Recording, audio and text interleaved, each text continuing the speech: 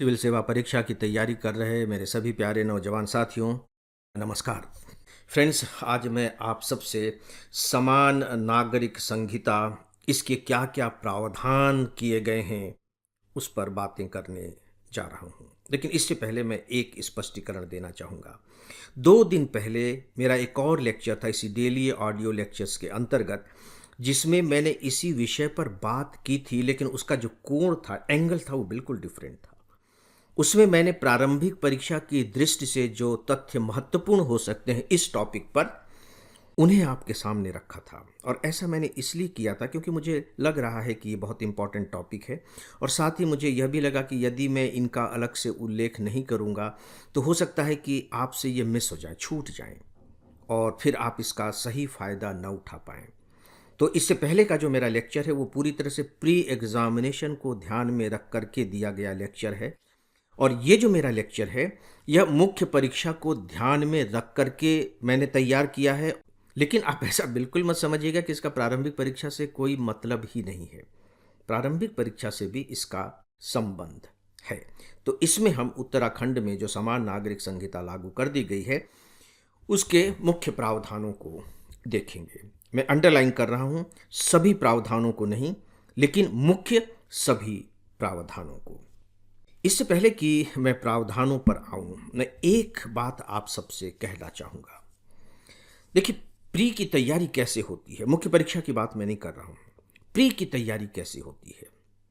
Pre में जब आप प्रश्नों को पढ़ेंगे तो आपको लगेगा कि इसके उत्तर तो सीधे सीधे किताबों में है ही नहीं, तो फिर उत्तर कहाँ है?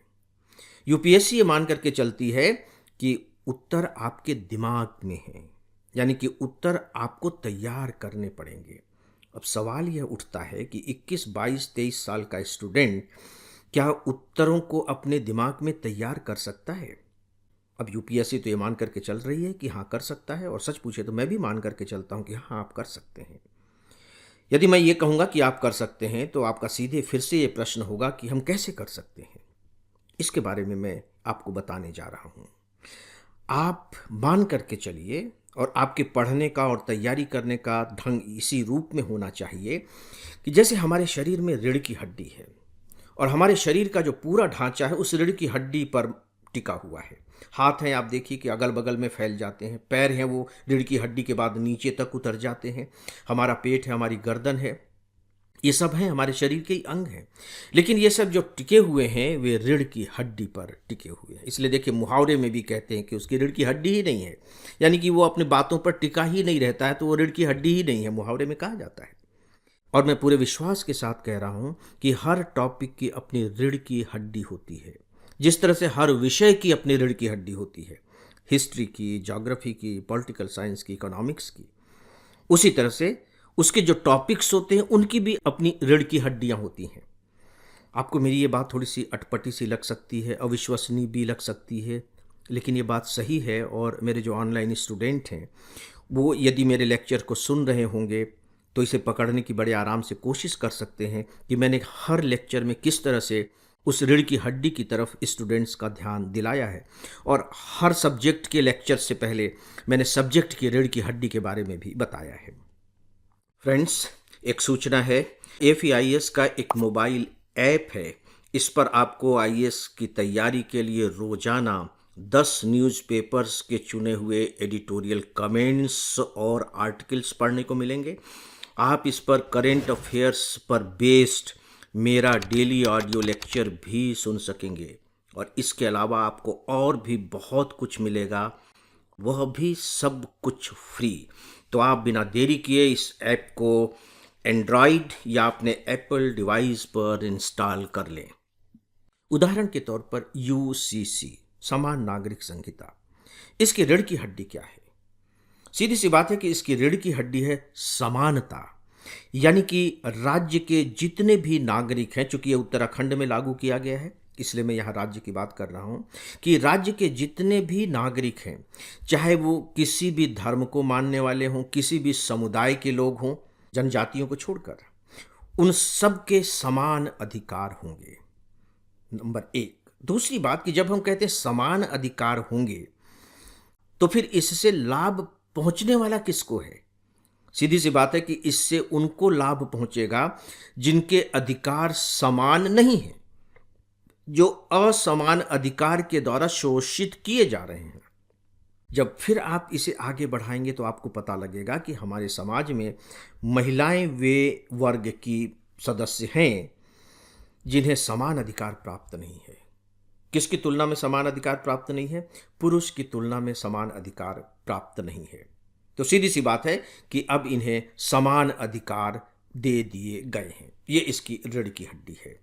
अब इसके जो प्रावधान हैं आप उन्हें सुनिए और इस रीढ़ की हड्डी से आप उन्हें जोड़ते चले जाइए तो फटाफट फटाफट ये सो सारे तथ्य आपके दिमाग में बैठ जाएंगे।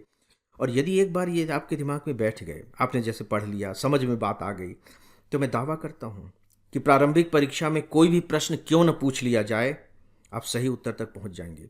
मैं दावा करता हूं कि इस टॉपिक को लेकर के मुख्य परीक्षा में किसी भी तरह का घुमावदार कितना भी जटिल प्रश्न क्यों न पूछ लिया जाए, आप उसके उत्तर दे लेंगे। इसे मैं कहता हूं टॉपिक के रीढ़ की हड्डी। तो दोस्तों आइए जो मुख्य प्रावधान हैं उन्हें अब देख लेते हैं। बहुत सिंपल से प्रावधान हैं, मैं अब बहुत ज़्यादा उन्हें एक्सप्लेन नहीं करूँगा क्योंकि मैं रीढ़ की हड्डी आपको बता चुका हूँ, आप उसे समझ गए हैं। तो बस मैं बताता जाता हूँ, आप उन्हें सुनते चले जाइए, समझ आपको अपने अंदर अपने आप ही उतरती चली जाएगी। नंबर 1, बहुविवाह प्रथा खत्म। आप जानते हैं कि मुस्लिम समुदाय में बहुविवाह प्रथा विशेष रूप से प्रचलित थी। पहली पत्नी या पति के जीवित रहते कोई भी दूसरी शादी नहीं कर सकता। न तो पत्नी दूसरी शादी कर सकती है, न पति दूसरी शादी कर सकते हैं। हाँ, तलाक के बाद आप ऐसा कर सकते हैं। तलाक हो गया विधिवत तरीके से, लेकिन जो तलाक भी होगा वो बाकायदे न्यायालय के द्वारा होना चाहिए। यानी कि तलाक की अनुमति न्यायालय से लेनी पड़ेगी। ये नहीं कि हमारे पर्सनल लॉ है, हमारी एक संस्था है, उस संस्था ने तलाक कह दिया है, जैसे कि मुस्लिम समुदाय में परंपरा है, वैसा नहीं चलेगा। मतलब वैधानिक रूप से होना चाहिए। यानी कि जो तलाक है, तलाक की अर्जी जो है कोर्ट में पेश करनी पड़ेगी और जो आधार होंगे तलाक देने के, वे पति और पत्नी दोनों के एक जैसे ही होंगे। ये नहीं कि पत्नी को कुछ दूसरे आधारों पर तलाक लेने की अनुमति है और पति को कुछ दूसरे आधारों से तलाक लेने की अनुमति है। यहाँ भी आपको समानता दिखाई दे रही है। दोस्तों, हलाला एक प्रथा है जो मुस्लिमों में होती है, उसे अब अपराध करार दिया गया है। और वैसे भी सहमति के बिना शारीरिक संबंध बनाना बाकायदे अपराध के अंतर्गत आता है। महिला से क्रूरता और उत्पीड़न माना जाता है। लिव इन रिलेशनशिप, इसके बारे में प्रावधान किया गया है कि राज्य में जो भी लोग लिव इन रिलेशनशिप में रहेंगे उन्हें 30 दिन के अंदर इसका पंजीकरण कराना होगा, रजिस्ट्रेशन कराना होगा। लिव इन रिलेशनशिप अगर ख़त्म हो रही है तो बाकायदे इसके लिए भी उन्हें आवेदन करना होगा। ऑनलाइन आवेदन कर दीजिए कि ये अब रिलेशनशिप हमारी ख़त्म होती है। और यदि इस रिलेशनशिप के दौरान महिला गर्भवती हो जाती है तो इसकी सूचना बाकायदे रजिस्ट्रार को देनी होगी। तो यहाँ देखिए कि चूँकि लिव इन रिलेशनशिप के बहुत से इस तरह के मामले आने लगे थे जिसमें महिला अपने आप को शोषित महसूस करती थी, उन्हें लगता था कि उन्हें धोखा दिया गया है, तो सवाल यह है कि फिर उनके अधिकारों की रक्षा कैसे की जाए। उसे देखते हुए फिर उत्तराखंड ने यह व्यवस्था की है। संपत्ति में बराबर का हक होगा, चाहे वो बेटा हो चाहे वो बेटी हो और वो चाहे किसी भी धर्म का व्यक्ति क्यों न हो। हालांकि इससे पहले भी हमारे यहाँ केंद्रीय लॉ बन चुका है गवर्नमेंट ऑफ इंडिया का कि बेटे और बेटी का बराबर ही हक संपत्ति पर होगा। दोस्तों, हर विवाह का रजिस्ट्रेशन कराना होगा, चाहे वो किसी भी धर्म का व्यक्ति क्यों न हो। देखिए, अभी बहुत से ऐसी संस्थाएं हैं जो बाकायदे आपके विवाह का प्रमाण पत्र दे सकती हैं। ठीक है, आप प्रमाण पत्र ले लीजिए, लेकिन सरकारी दफ्तर में जा कर के आपको बाकायदे उसका रजिस्ट्रेशन कराना होगा। यहाँ तक व्यवस्था की गई है कि 26 मार्च 2010 के बाद जितने भी विवाह हुए हैं उन्हें भी 2 महीने के अंदर रजिस्ट्रेशन करा लेना होगा। और मज़ेदार बात यह है कि जैसे ही इसको लागू किया गया, वहाँ के मुख्यमंत्री मिस्टर धामी वो पहले व्यक्ति थे जिन्होंने ऐसा कदम उठाया। तो यानी उन्होंने एक तरीके से लोगों को प्रेरित करने के लिए यह कदम उठाया, जो मुझे लगता है कि नेतृत्व की दृष्टि से एक बहुत अच्छा और बहुत ही व्यावहारिक कदम था। एक व्यवस्था और की गई है कि यदि कोई व्यक्ति बाहर का है और उत्तराखंड में आकर के लंबे समय से रह रहा है, तो उसे भी समान नागरिक संहिता के जो प्रावधान हैं उन्हें स्वीकार करने होंगे। एक बहुत अच्छी बात है कि जो विवाह की उम्र है उसे अब जो हमारा नेशनल लॉ है उसके समतुल्य कर दिया गया है। चाहे कोई भी धर्म का लड़का हो, कोई भी धर्म की लड़की हो, जो न्यूनतम उम्र है विवाह की, लड़के के लिए 21 साल और लड़की के लिए 18 साल की गई है। एक व्यवस्था ये भी की गई है कि अब इस्लाम धर्म के लोग भी बाकायदे बच्चा गोद ले सकेंगे।